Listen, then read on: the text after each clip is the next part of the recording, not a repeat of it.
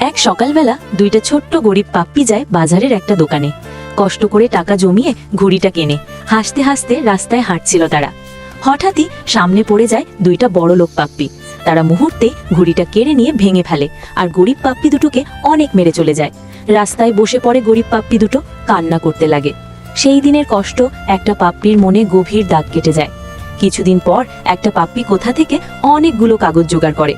চুপচাপ বসে বসে সে নতুন ঘুড়ি বানাতে থাকে। অন্য পাপ্পিটা বাজার থেকে সবজি কিনে বাড়ি ফেরে। দরজায় নক করে। ভিতরের পাপ্পিটা চমকে ওঠে, তাড়াতাড়ি কাগজগুলো লুকিয়ে ফেলে। তারপর দরজাটি খুলে দেয় এবং বাজারগুলো হাতে নিয়ে রান্নাঘরে চলে যায়। কিছুক্ষণ পর রান্না হয়, দুজন একসাথে খায়, ক্লান্ত শরীরে ঘুমিয়ে পড়ে। রাত গভীর হলে পাপ্পিটা আবার উঠে বসে। চুপচাপ মন দিয়ে শেষ করে ফেলে ঘুড়ি বানানোর কাজটা। সকালবেলা সে তার সঙ্গীকে সারপ্রাইজ দেয়। নতুন ঘুড়িটা দেখে অন্য পাপ্পিটা চোখ ভরে যায় আনন্দে। তারপর তারা দুজন মিলে আকাশে ঘুড়ি ওড়ায়, উঁচুতে, অনেক উঁচুতে। দূর থেকে বড়লোক পাপ্পিগুলো এটা দেখে রেগে যায়, কিন্তু তারা আর কিছুই করতে পারে না। তো বন্ধুরা, এরকম নতুন নতুন গল্প পেতে এক্ষুনি চ্যানেলটা সাবস্ক্রাইব করে দাও। ধন্যবাদ।